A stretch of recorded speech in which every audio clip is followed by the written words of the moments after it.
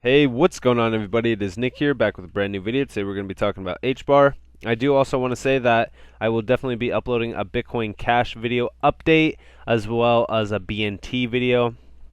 I think BNT's very undervalued in the space, and I think that I really want to get you guys some content on it. It's not going to be a long video. There's not too much, of a project in-depth sort of, research for it. It's kind of just like a pretty decent project overall. But nonetheless, let's jump into this video on HBAR because we got some crazy news coming out today. In terms of crazy, I just mean, we got some really interesting stuff. But nonetheless, let's read about it. So, announcing scheduled transactions on Hedera Hashgraph. Scheduled transactions is a new capability available on Hedera that enables multiple parties to easily, inexpensively, and natively schedule and execute any type of Hedera transaction together. Coordination among members in an organization can be cumbersome and often require an off-ledger mechanism to communicate and send their signatures. In this scenario, members would need to elect a single authority to collect these signatures and submit a single transaction to the network, creating a single point of failure. This contributes to a lack of transparency and traceability for the actions taken by each party. The scheduled transaction capability completely eliminates these complexities through a simple API interface. User scheduled transactions developers can build new types of applications never before possible on Hedera, such as decentralized exchanges, validator networks, decentralized network bridges, oracles, and more. Without it, application developers would need to write this logic in a slow and expensive smart contract or a layer 2 network. Scheduled transactions enable a fast, secure, and economically feasible alternative. This blog post details the challenges of multiple signature transactions today, how scheduled transactions overcome those challenges, the architecture of scheduled transactions, application use cases, detailed functionalities, and what the future holds. You could start developing, and we don't really need to read that, but we could do what we can read is challenges of multi-signature transactions today. Hedera entities such as accounts and topics require signatures either from a single key or a minimum number of keys, i.e. multisig, from the predefined set. Multisig keys offer a high degree of security because multiple independent key holders need to collaborate and come to an agreement before submitting a transaction to the Hedera network.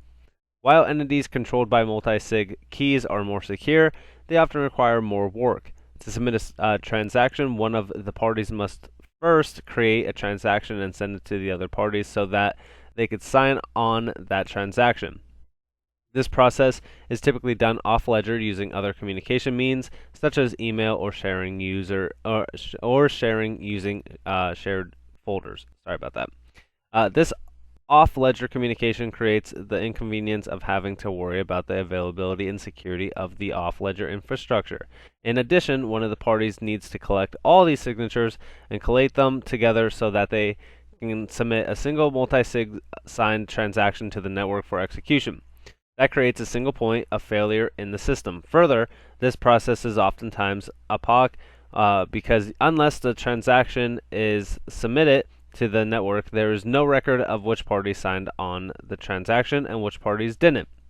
Then we also have here a solution using scheduled transactions. To address this problem, Hedera has developed a capability called scheduled transactions. A scheduled transaction is any type of transaction on Hedera that can schedule any Hedera transaction type with the ability to collect the required signatures on the Hedera network in preparation for its execution. Here's how it works.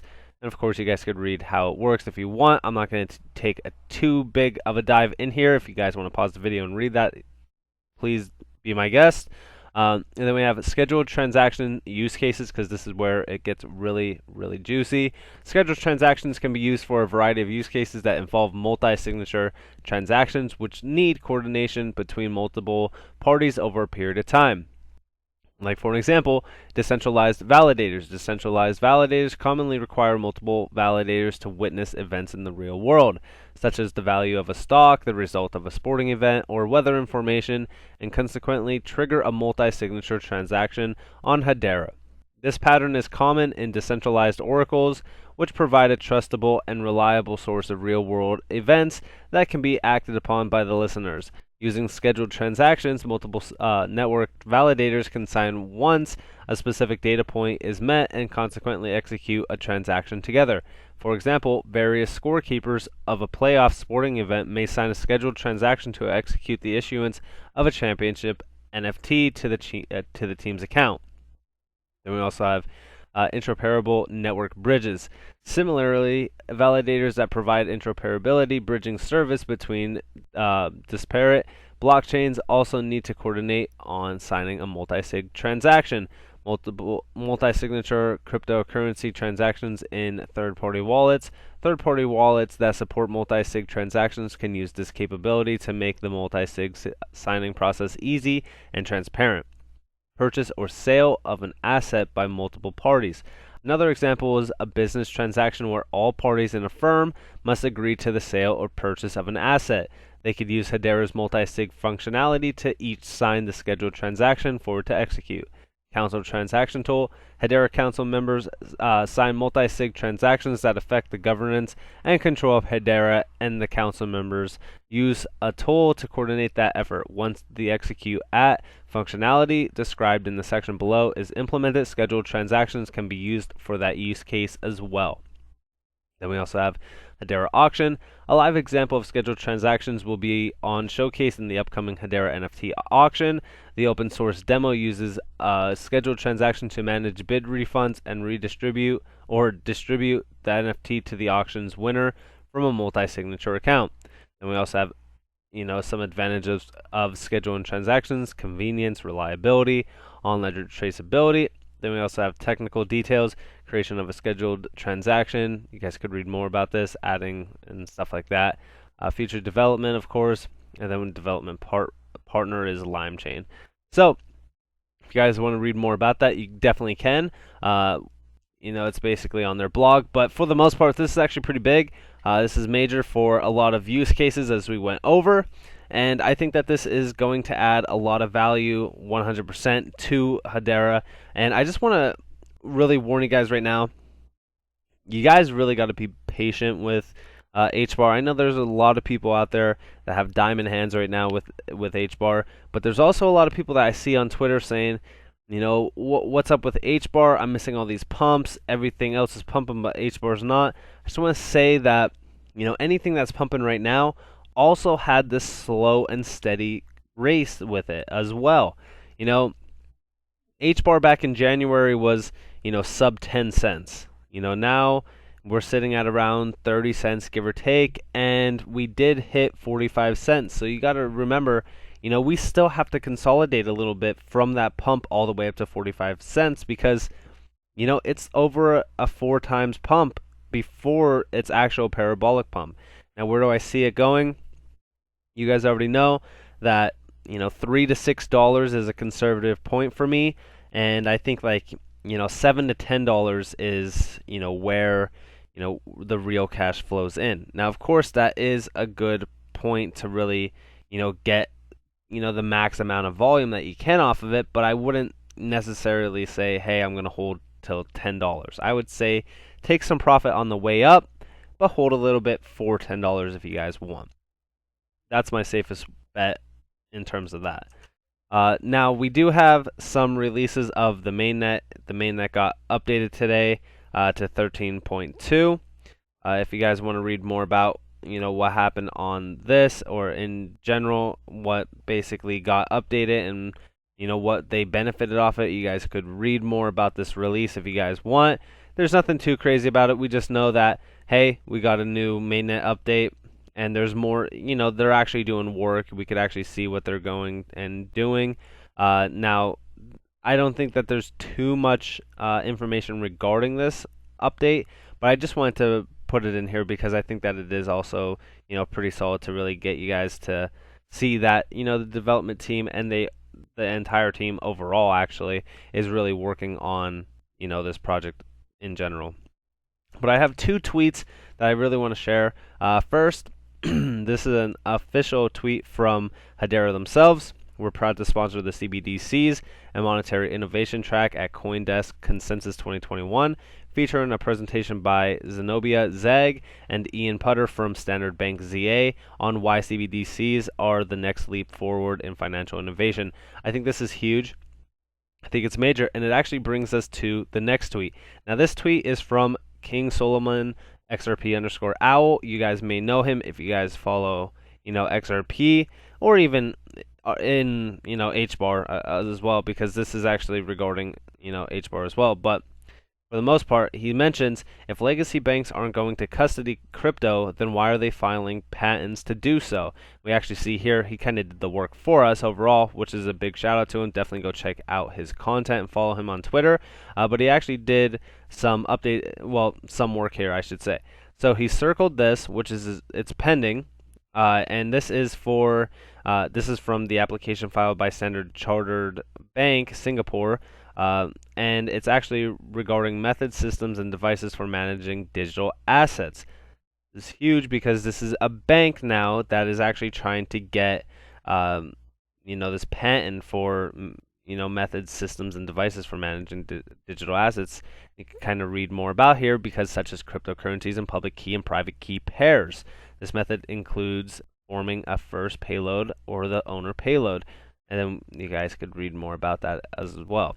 Now over here, this is actually pretty cool because he also highlighted HBAR and XRP. But I also want to talk to you guys more about Bitcoin Cash as well, and some other smart contracts here, or cryptocurrencies, I should say.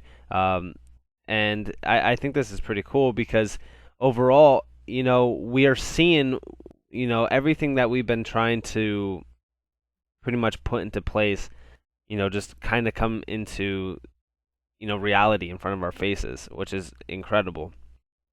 Now, this is kind of how it works. It's pretty much, it's basically how a bank works, just digitally. And then we also have more here on it as well. There's nothing too crazy about this, but for the most part, this is really telling us, hey, banks are going to start holding cryptocurrency. They're going to start distributing it as well, but also holding it in terms of it being real currency.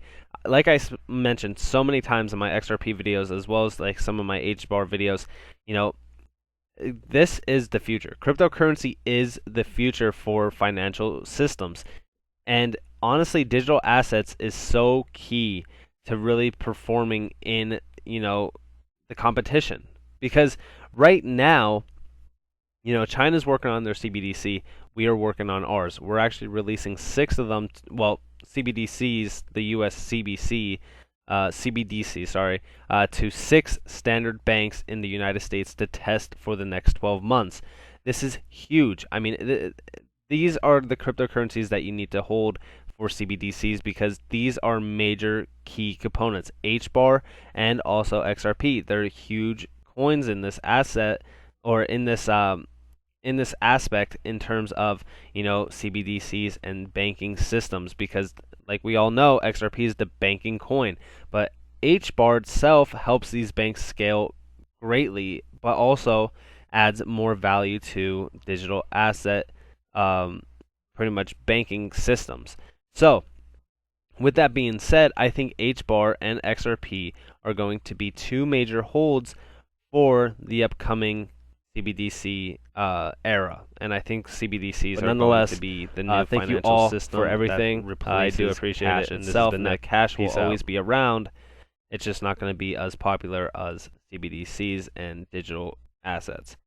With that being said, guys, I just really wanted to get you guys a quick update on HBAR and what's going to be happening with it. Guys, we are still in line for the pump up to $1 plus. Like I said, $3 to $6 conservative, 7 to 10, a little bit not too conservative, but still realistic in my mind. We are still consolidating, so be patient. Please be patient. Do not sell just because you're getting frustrated. This is not a get-rich-quick scheme. This is a patience game. I promise you, it's a patience game. Patience is the biggest key component here. I cannot stress that enough. But nonetheless, guys, this has been Nick. If you guys want more free content, like I said, join the Discord below and also follow me on Twitter. I cannot stress that enough. I am giving away free content all the time on both of those platforms. And guys, if you want more videos and if you guys like this video, please leave a like, subscribe, and turn the notifications on to get notified when I upload again. Guys, this has been Nick. I appreciate all the support, and I'm thankful for everybody who watches this content and supports me. I cannot tell you guys how much I appreciate it. Thank you guys. This has been Nick.